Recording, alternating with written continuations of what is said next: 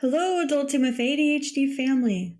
This is a quick announcement to let you know that I will be taking a brief summer break as I adjust to my new work schedule. However, I couldn't leave without publishing this awesome interview I had with René Brooks of Black Girl Lost Keys. I'll be back in the fall with some fresh episodes, more guests, and likely an updated format. Until next time, happy adulting. You can support this podcast at patreon.com/adultingwithadhd.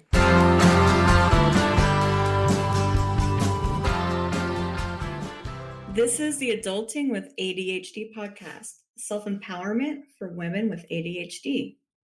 Today, we have a very special guest, René Brooks, an ADHD activist and founder of the blog Black Girl Lost Keys, which is arguably the best name for a blog ever. How are you doing, René? I'm wonderful. Thank you so much. That was such a kind thing to say.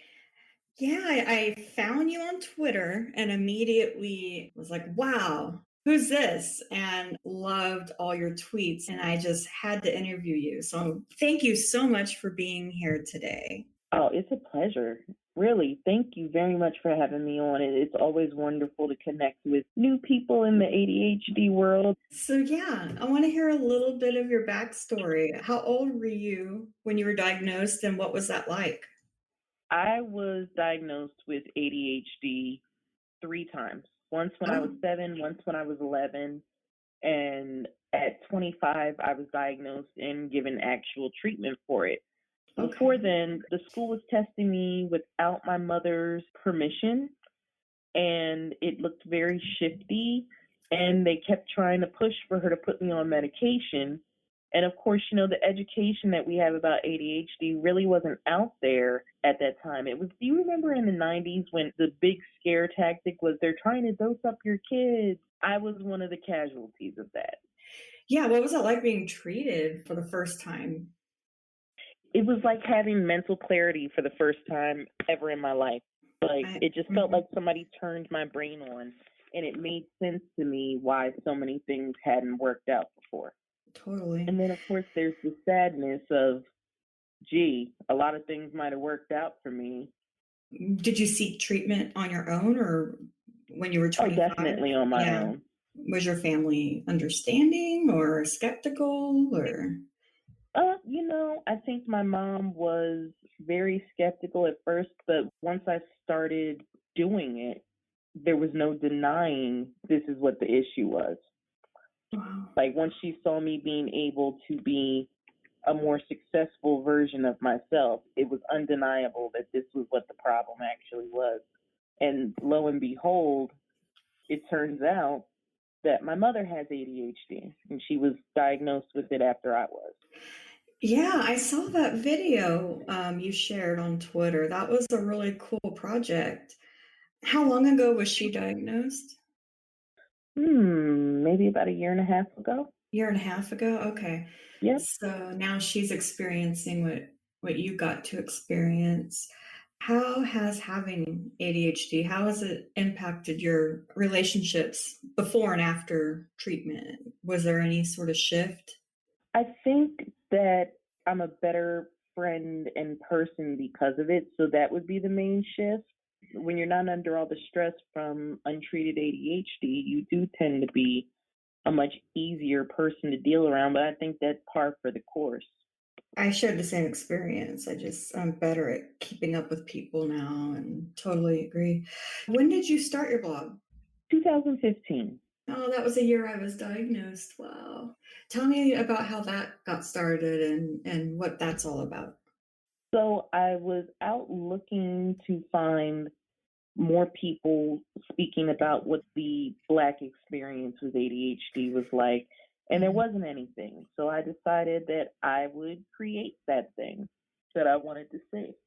That's awesome. That is so cool. And I saw you have a group on Facebook, the Unicorn I do. Club. Yeah, what's that? Unicorn Squad, and it's specifically for Black women with ADHD, because what I found was in a lot of other spaces, women would want to have the dialogue about how the racial component affects them, and they would be shouted down and told, Mm. everybody has ADHD here. There's no room for that kind of talk. So that's fine. If you don't want that talk in your space, we'll create a space where we can have that discussion. That group, is it searchable, or do you have to have an invite? It is searchable. Awesome. So anyone listening out there who could benefit from that group, you can search for Unicorn Squad. Is that right? Yep, BGLK presents Unicorn Squad. It is specifically for Black women with ADHD. It's not because we don't love everybody else, but that's a safe space that we need to have that conversation. I love that. And do you get questions ever of people? Because the reason I ask is I get questions because my group is for women, and I've had there's always somebody. Oh yeah. So you've had that where it's like, why isn't it for everyone? And I've had to give the same talk to the men. It's like you're loved immeasurably, but this just isn't your space. And people try to take it there and say, well, isn't that segregation? It is not segregation, and I'll tell you why. It is not safe for women. It is not safe for people of color to speak in certain places, and they need to be able to have a place where they can just speak freely without having to hear not all men, not all white people, whatever. I've had the men thing before. It's like, it's not a hostile act. It's creating space. I love how you put it that way. That's awesome. It's necessary. We have to be able to just speak of our own accord. You were speaking at a conference recently. It sounds like you're real busy. What have you been doing since the blog launched? Because it sounds like it's been quite a big hit. You have a pretty good following, right?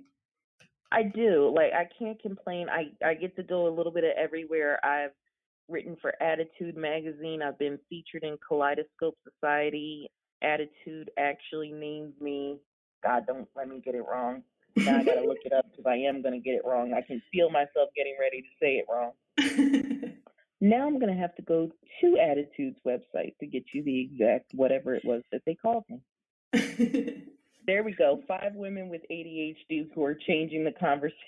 Ooh, that's a huge compliment. No, we're keeping that in here. No, we're gonna keep the whole thing. And that's awesome. That is such a high honor. I think I read that. I think Gabrielle Moss is in there too. She is. Oh, awesome. I'm a huge fan of hers. And she's number 1 and I'm number 2. So how exciting is that, seeing like these accomplishments that you've had since you've created this space? How does it feel to A, create the space, and B, seeing the fruits of your labor? How does that feel? It's a really big honor because, like I told somebody, I really just wanted to leave something for other people to discover, and I wanted to be able to vent a bit, and it just turned into something that I never expected it to turn into, and it's an honor. This is what I do. Like, I'm a patient contributor for Teva Pharmaceuticals. I'm speaking on the Crazy Like a Fox tour. I've written all over the place. It's a good life, all because of ADHD. So it's like, on one hand, ADHD made the first half of my life pretty miserable, but now it's making the second half pretty awesome in its own way. So it's like it's making up for time lost. I never even thought of it that way. It's like you flipped this thing that used to bring you down, and you flipped it, and now it's made you who you are now.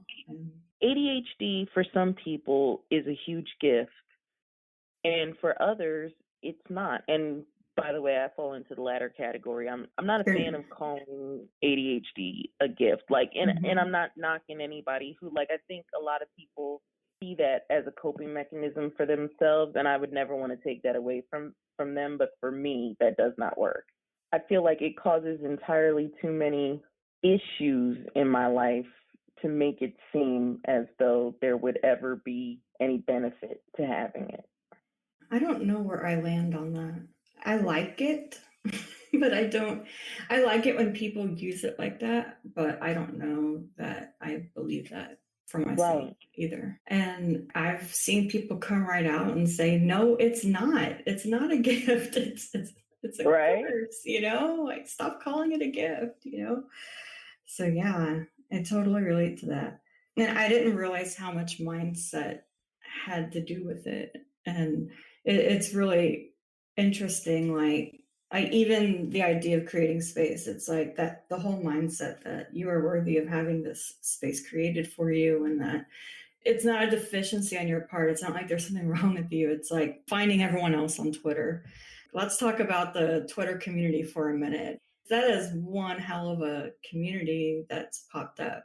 The Twitter ADHD women. And that seems fairly recent to me. What do you think? It's very recent. Like, I've spent a great deal of time off Twitter, and I've found that I'm getting pulled back over there because the community is so much more prevalent, and I like it there more now.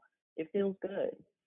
I have a similar experience. I feel like a few years ago, probably 2016, you'd see a trickling of people, but it wasn't really prevalent. And then Yeah. yeah, and then I looked back, it's either the beginning of this year or the end of last year, and it's like a totally different situation, which is really awesome. Right? And there's a lot Yeah, it's more. not toxic like it used to be. Oh, it was toxic before? I missed that. Well, not in the ADHD world, but just Mhm. Twitter in general has the Oh, ability to become toxic. yeah, that might have been why I left. I don't remember why I left, but that sounds about right. Right, because Yeah. nobody feels like putting up with that. Well, that's really cool. I'm looking forward to continuing to see you on Twitter, and I love the conversations that are happening out there right now. Oh. Where can people find you? What do So you you? can find me on any social media Mhm. by searching Black Girl Lost Keys. You can find me on my website, blackgirllostkeys.com. Or if you're a 30-something woman and you like talking about maturing, you can find me at brown.com. That's my newest project. Awesome. Well, thank you so much for talking with me, and I'll see you on Twitter. Absolutely. Thank you for having me. I really appreciate it. Thank you.